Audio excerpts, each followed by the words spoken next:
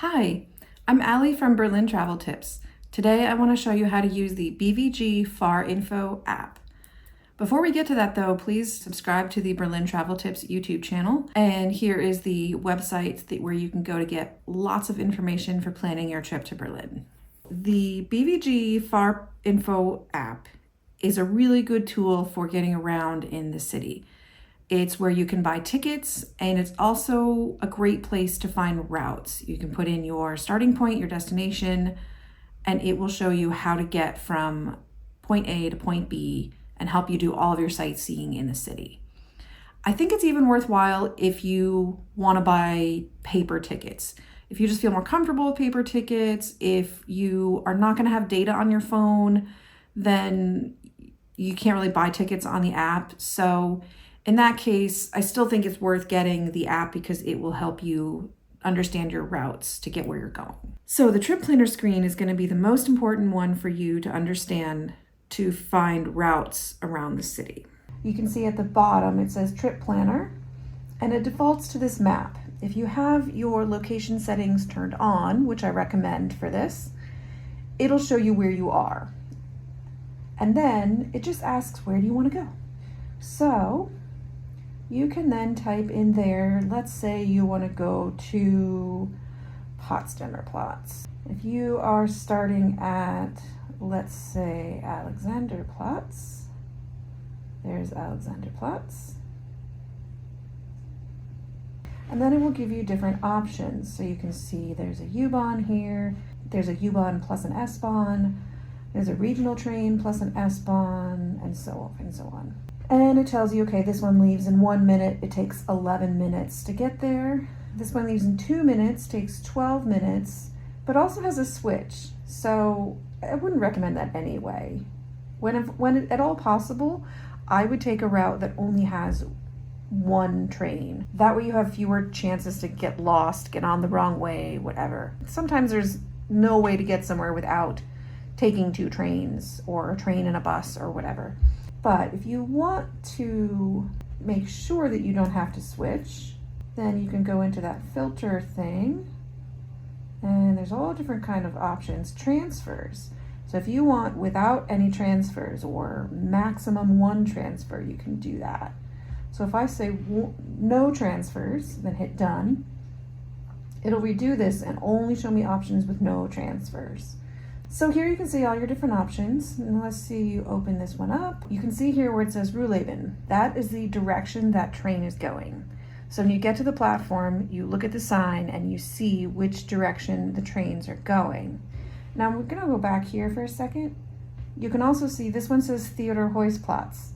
It's going the same direction, it's just one train goes a little bit further than the other one. You can get on either one of those if you're going from Alexanderplatz to Potsdamer Platz. What you want to pay attention to is longer routes where it only shows you must get on the one that says this destination. Like if you're going all the way to the end of the line. That's not going to happen too often, but Ruhleben is your direction basically. So you get on the train going towards Ruhleben.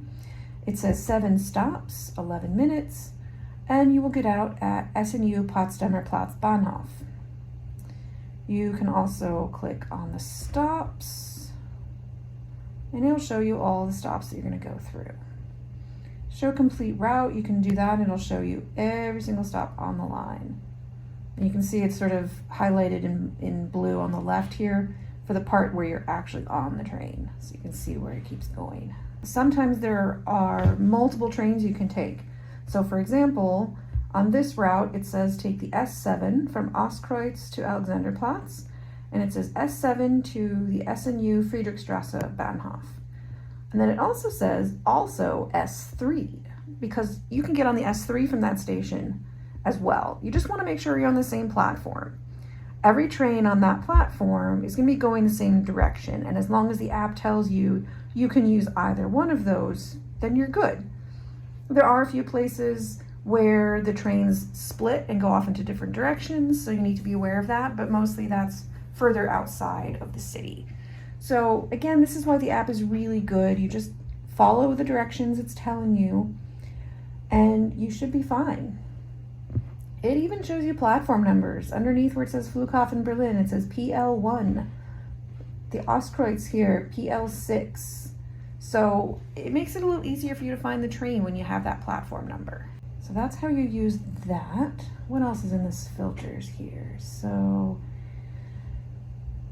it defaults by departure time. If you know you want to arrive by a certain time, you can switch that.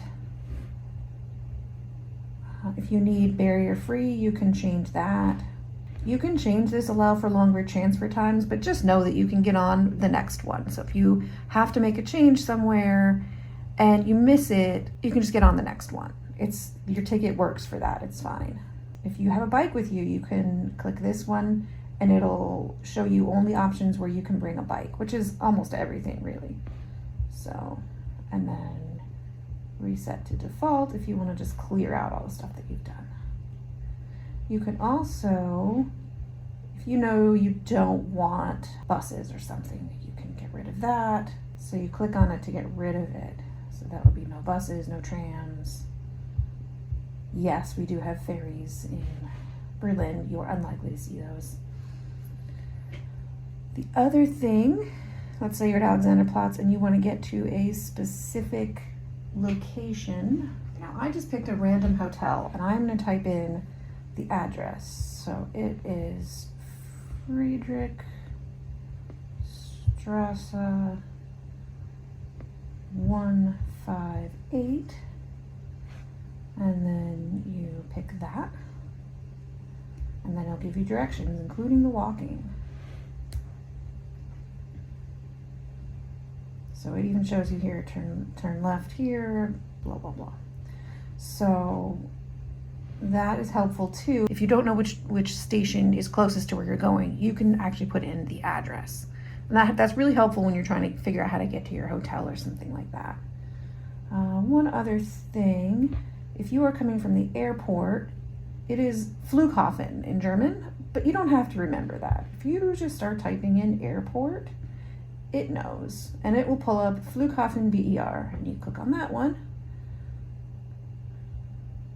and then it'll give you directions on how to get there. So there's several different options here. So that's how you find your directions. And then this tickets option at the bottom. So you can see at the top here it says active tickets, so you can see my Deutschland ticket. If you have just purchased a ticket and you're on a train and a ticket checker comes by, this is where you go to find that ticket. Your active tickets will be up there in the top in that yellow section. If you don't have an active ticket and you're buying one, you can look through here. So I typically recommend getting a 24-hour ticket. This is the 24-Stunden-Karte is how you say it in German with my bad accent. So you would click on that, and then these little pencils on the side is how you edit. If you're traveling to or from the airport, if you're going to the city of Potsdam, if you're going to Sachsenhausen concentration camp, you will need zone C. So then you go in here and switch this to ABC, and then it will change the price for you. You also can say, oh, I just got off the plane and it's gonna be another, 20 minutes or whatever until I get there. So you can change that here, change the time. You can, well, at the bottom, they've got this in 15 minutes thing, or you can change the clock here. So there's lots of options. And then number of tickets. So if there are two of you, you can buy two on your one app. That's the ticket I recommend most of the time. That works for most people. It covers one adult for 24 hours. And if you have any kids with you, kids who are ages 6 to 14, you can take up to 3 kids on that one 24-hour ticket with the adult. Any kids who are younger than 6 don't even count towards that total. But then anyone who's 15 and older needs their own ticket. There is a group one here. It says up to 5 people. Again, if you have kids, like they're going to be included on that single, so just do that. But if you have a bunch of adults traveling together, this is more economical for 4 or 5 people. If you only have 3 adults, it's cheaper for each of you to get your own 24-hour ticket.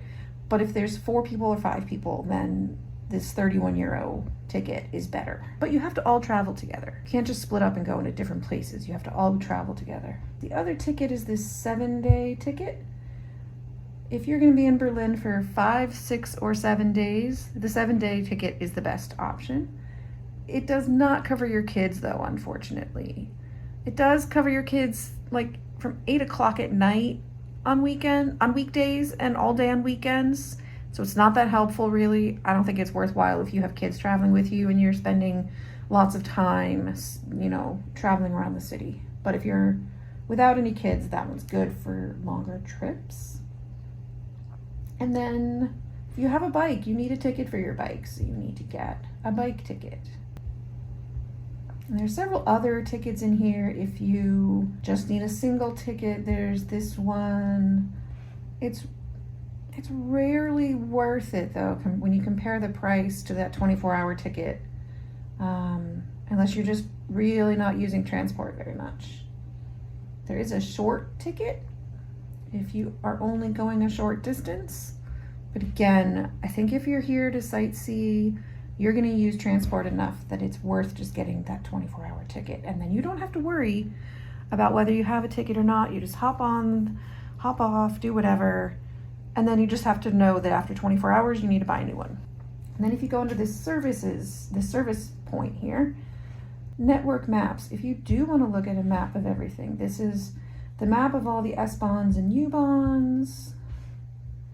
This is a tram map. Buses, which the bus map is so hard to use. So I won't worry about that too much.